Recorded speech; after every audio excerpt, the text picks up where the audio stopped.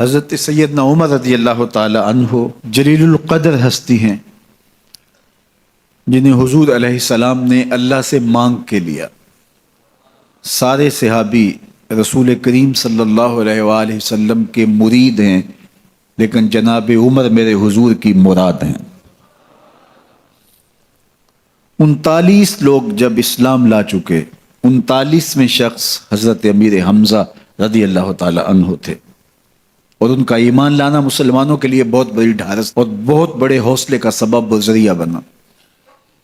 تو میرے حضور نے ہاتھ اٹھا لیے، کہا اے اللہ، ایک شیر دیا ہے امیر حمزہ، ایک شیر اور عطا کر دے، اب تیری مرضی، عمر بن خطاب دے دے یا عمر بن حشام دے دے۔ حضور دعائیں مانگ رہے ہیں اور یہ ہاتھ میں تلوار لیے غیظ و غضب سے بھرے ہوئے گھر سے نکلتے ہیں کہ بانی اسلام کا چراغ ہی بجھا دینا ہے۔ راستے میں ایک صاحب ملے اور کہا کہ عمر، تیور کوئی اچھے نہیں لگتے، خیر تو ہے، کدھر جا رہے ہو؟ کہا چراغ اسلام بجھانے جا رہا ہوں، یہ روز کا مسئلہ ختم ہونے لگا ہے میرے ہاتھوں۔ مسکرا کے بولے گھر کی خبر تو لو۔ کہا میرے گھر کو کیا ہوا؟ کہا تمہاری بہن فاطمہ بھی نوکر بن گئی ہے رسول اللہ صلی اللہ علیہ وسلم۔ غصے سے بھرے ہوئے اپنی بہن کے گھر کا رخ کرتے ہیں، اندر سے قرآن پڑھنے کی آواز آ رہی ہے، غصہ اور بڑھ جاتا ہے، دروازے کو زور زور سے کھٹکھٹاتے ہیں۔ اہل خانہ سمجھ گئے ماجرا کیا ہے، گرجدار آواز ہے جناب عمر کی، دروازہ کھولو۔ جلدی سے معلم کو چھپا دیا اور بہن آگے بڑھ کے دروازہ کھولا۔ کہا تم سابی ہو گئے ہو، دین چھوڑ دیا تم نے، بتوں کی وفا ترک کر دی اور بے تحاشا مارنا شروع کیا۔ بہن کا سر پھٹ جاتا ہے، خون بہنے لگتا ہے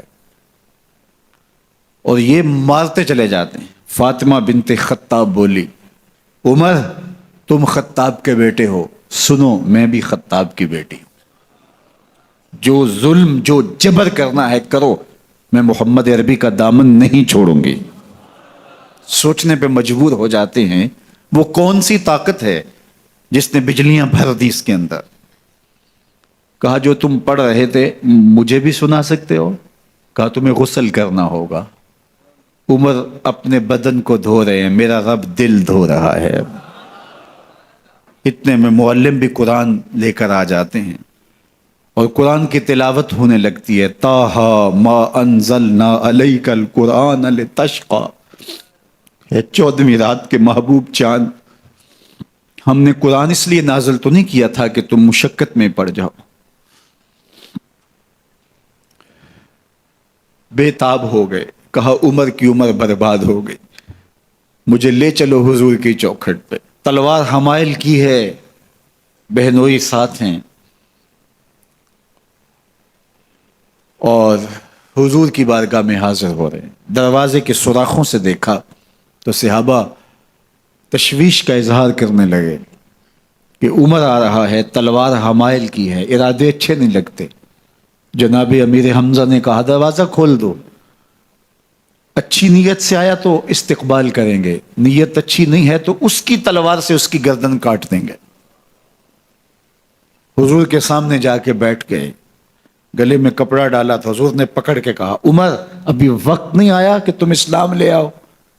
یہی وقت تھا عمر کے اسلام لانے کا۔ لبوں پہ کلمہ جاری ہو گیا، اللہ اکبر کی صدا اس زور سے گونجی کہ مکے کی گلیاں گونجنے لگیں۔ اسلام لانے کے بعد حضور سے پوچھتے ہیں حضور کیا ہم حق پر نہیں ہیں؟ فرمایا ہم حق پر ہیں۔ اللہ کا دین سچا نہیں ہے؟ کہا اللہ کا دین سچا ہے۔ آپ اللہ کے سچے نبی نہیں ہیں؟ فرمایا میں اللہ کا سچا نبی ہوں۔ تو کہا پھر ہم چھپ کے عبادت کیوں کریں؟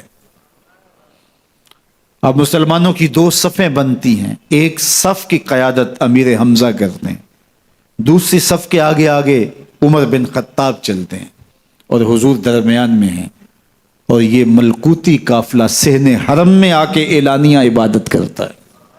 حضرت عبداللہ ابن مسعود رضی اللہ تعالیٰ عنہ فرماتے ہیں عمر کا اسلام لانا اسلام کے لیے عزت کا سبب بنا، اسلام کے وقار کی علامت بن گیا۔ ایک ایک کے دروازے پہ جا کے دروازہ کھٹکھٹا کے کہتے ہیں، وہ تو اور خبر سننے کے لیے بے چین تھے کہ یہ بانی اسلام کی زندگی کا چراغ بجھانے گیا تھا، کوئی خبر لایا ہوگا۔ وہ کہتے ہیں آؤ عمر کدھر آئے ہو؟ کہا تمہیں بتانے آیا ہوں، کمزوروں سے پنجہ آزمائی کرتے رہے ہو، آؤ میرے سے بات کرو، میں محمد عربی کا نوکر بن گیا ہوں۔